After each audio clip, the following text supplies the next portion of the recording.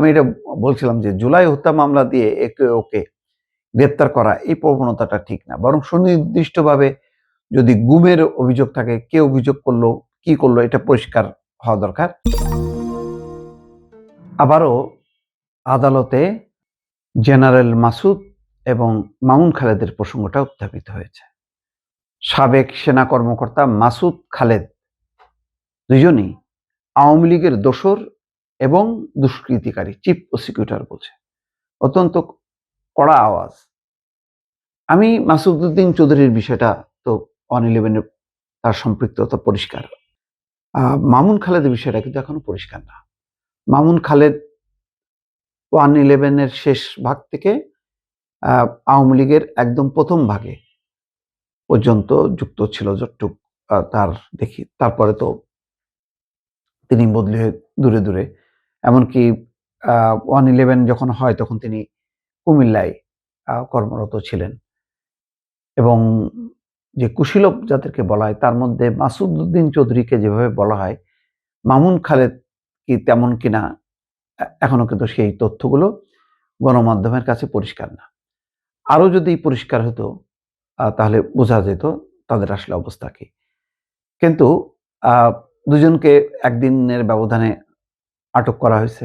বলা হচ্ছে যে তাদের মাধ্যমে অন্যান্য কারা জড়িত, বিশেষ করে ক্যান্টনমেন্টে খালেদা জিয়াকে উচ্ছেদ করা এবং তারেক রহমানের উপর অত্যাচার করা, তার সাথে কারা জড়িত। সেখানে মাসুদউদ্দিন চৌধুরীর অবস্থানটা যতটা পরিষ্কার, মামুন খালেদের ব্যাপারটা কিন্তু পরিষ্কার না।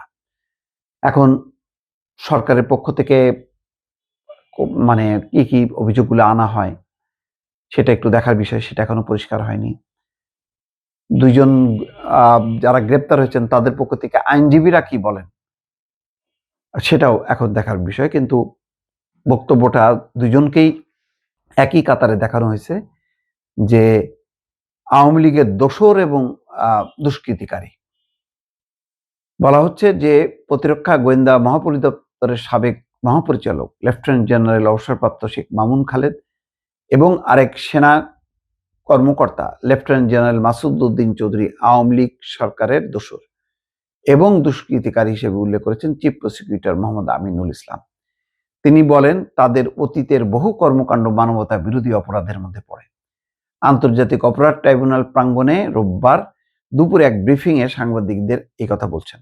এর আগে ট্রাইব্যুনাল 2-এ মাসুদউদ্দিন চৌধুরী এবং শেখ মামুন খালেদকে মানবতা বিরোধী অপরাধের পৃথক দুটি মামলায় গ্রেপ্তার দেখানো হয়েছে। মাসুদউদ্দিন চৌধুরীর বিরুদ্ধে জুলাই গণহত্যা এবং শেখ মামুন খালেদের বিরুদ্ধে গুমের অভিযোগ আনা হয়েছে। এর আগে কিন্তু হত্যা মামলায়, আমি এটা বলছিলাম যে জুলাই হত্যা মামলা দিয়ে একে ওকে গ্রেপ্তার করা এই প্রবণতাটা ঠিক না, বরং সুনির্দিষ্টভাবে যদি গুমের অভিযোগ থাকে, কে অভিযোগ করলো, কি করলো, এটা পরিষ্কার হওয়া দরকার।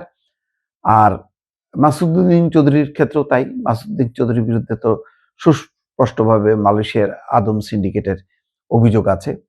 কিন্তু গুম, খুন বা অন্য কোনো অপরাধ, দুর্নীতির এগুলো আরেকটু খোলাসা করলে তখন পরিষ্কার হবে। নতুবা এখন এই পর্যায়ে কেবলমাত্র দেখা যাচ্ছে যে সরকারের বক্তব্যটাই শোনা যাচ্ছে। বলছেন যে আপনারা ইতিমধ্যে জেনেছেন আমাদের 1-11 এবং পরবর্তী সময় ফ্যাসিস্ট সরকার আওয়ামী লীগের 2 জন দোসর অনেক মানবতা বিরোধী অপরাধের কর্মকাণ্ডের সঙ্গে তারা জড়িত, যারা এই দেশের গণতন্ত্র সুশাসন বিনষ্ট করার জন্য এবং আয়নাঘর সহ নানা অপকর্মের সাথে, খুন, গুম ইত্যাদির সাথে জড়িত সেই রকম 2 জন দুষ্কৃতিকারী কর্মকর্তা, একজন মাসুদউদ্দিন চৌধুরী, অন্যজন শেখ মামুন খালেদ।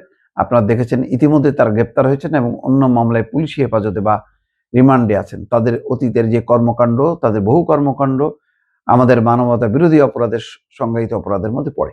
তবে পুরো অপরাধের চিত্রগুলো 1, 2, 3 করে সামনে আনলে এবং তখন সরকারের বক্তব্যটা কি এবং আইনজীবীদের মানে তার পক্ষে অর্থাৎ আসামিদের পক্ষে বক্তব্যগুলো সামনে আসলে তখন বোঝা যাবে আসলে এই 2 সেনা কর্মকর্তাকে ঠিক কোন কোন অভিযোগে অভিযুক্ত করা হচ্ছে, কি তাদের বিরুদ্ধে অভিযোগ। দর্শক।